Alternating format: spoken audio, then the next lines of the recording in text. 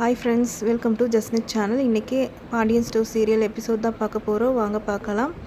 கதிர் என்ன பண்ணுவாங்கன்னா, ராஜியை மீட் பண்ணுறதுக்காக வந்திருப்பாங்க. அப்போ ராஜி வெளியே வரப்போ சொல்லுவாங்க, என்ன அதிசயமாக இருக்குது இந்த டைமில், அதாவது மத்தியானத்துலலாம் வந்திருக்கீங்க என்னை மீட் பண்ணுறதுக்கு அப்படின்னு சொல்லும் போது, இல்லை காலையில் நடந்த பிரச்சனையெல்லாம் அம்மா வந்து சமைக்காமல் விட்டுட்டாங்க, நீயும் சாப்பிடாமல் இருப்பேன், அதனால தான் சரி ஏதாவது லஞ்ச் வாங்கி தரலாம் அப்படிங்கிறதுக்காக வந்தேன் அப்படிங்கும்போது, அப்பப்பா என்ன ஒரு அக்கறை அப்படின்னு சொல்லிட்டு ராஜி பேசிகிட்டு இருப்பாங்க. அதுக்கப்புறம் வந்து சொல்லுவாங்க, ஸ்ட்ரிக்டாக டயட்லாம் ஃபாலோ பண்ண போகிறேன் அப்படிங்கிற மாதிரி சொல்லிகிட்டு இருப்பாங்க. இனிமேல் வந்து ரொம்ப ஸ்ட்ரிக்டாக தான் இருக்க போகிறேன், இனிமேல் நான் சேலட்டு அந்த மாதிரி தான் சாப்பிட போகிறேன். ஓ நீயா, அப்படியா, சரி பார்க்கலாம் எத்தனை நாளைக்கு அப்படின்னு சொல்லிட்டு, சரி என்ன சாப்பிட்லாங்கும் போது, பிரியாணி இந்த ஏரியாவில் சூப்பராக இருக்கும் அப்படின்னு சொல்லி பேசிகிட்டு இருக்காங்க.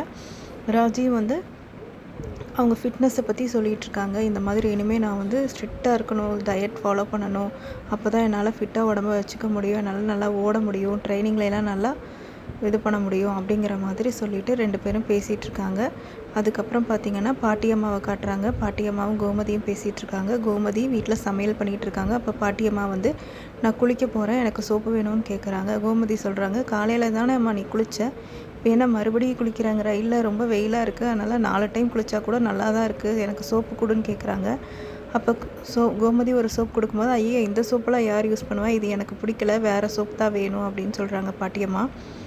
அதையே திருப்பி சொல்லிக்கிட்டே இருக்காங்க, சோப்பு வேணுங்கிறப்போ கோமதி இருந்துட்டு, என்ன சோப்பு தான் உனக்கு வேணும் அப்படின்னு சொல்லிட்டு அவங்க சமையல் பண்ணிகிட்டே பேசிகிட்டு இருக்காங்க. அப்போது சரி நான் போய் இளவரசிக்கிட்டே கேட்டுக்கிறேன் அப்படின்னு சொல்லிட்டு போகிறாங்க. அப்போது அரசி கரெக்டாக உள்ளே வராங்க. பாட்டியம்மாவை நான் டீல் பண்ணிக்கிறேம்மா, அம்மாச்சி வாங்க என் கூட அப்படின்னு சொல்லிட்டு கூட்டிகிட்டு போகிறாங்க. அங்கே கூட்டிகிட்டு போயிட்டு சொல்கிறாங்க, நீ என்ன பிளான் பண்ணுறன்னு எனக்கு புரியுது, இப்போது நீ சோப்பு வேணும் சத்தமாக சொல்லிகிட்டு இருப்ப, அப்போது உன் பேரை வந்து உனக்கு சோப்பு வாங்கிட்டு வந்து கொடுப்பாரு, அதை நான் பார்க்கணும், அதுக்கு தானே நீ பிளான் பண்ணிகிட்ருக்க, உன்னை பற்றி எனக்கு நல்லா தெரியும் அம்மாச்சி அப்படின்னு சொல்லிட்டு 2 பேரும் பேசிகிட்டு இருக்காங்க. அதுக்கப்புறம் சோப்பு வாங்கிட்டு வந்து கொடுத்துட்றாங்க போல்.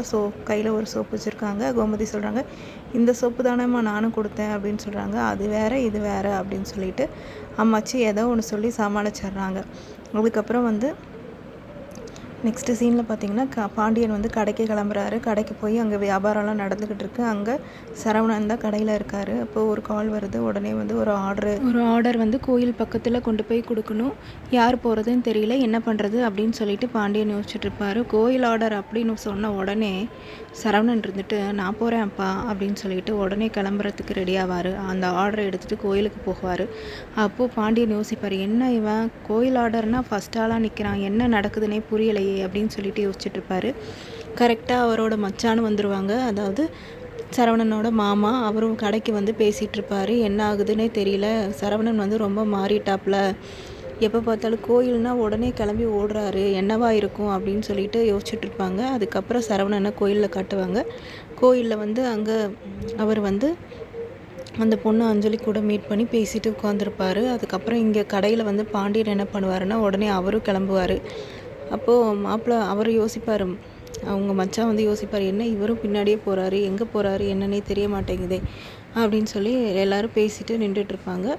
சரவணன் வந்து அந்த பொண்ணு கூட பேசிகிட்டு இருப்பாங்க. அதை வந்து அவர் பார்த்துருவார். பாண்டியன் வந்து நாளைக்கு வந்து சொல்ல அதை கேட்பாருன்னு நினைக்கிறேன். பார்த்துருவார் கோயிலில் வச்சு. அதுக்கப்புறம் அதை பற்றி நாளைக்கு தான் கேட்க போகிறாரு. ஸோ அதோட எபிசோட் வந்து நான் உங்களுக்கு நாளைக்கு அப்டேட் பண்ணுறேன். தேங்க்யூ ஃபார் வாட்சிங். சப்ஸ்கிரைப் பண்ணுங்கள், பெல் ஐக்கானையும் கிளிக் பண்ணிக்கோங்க. தேங்க்யூ.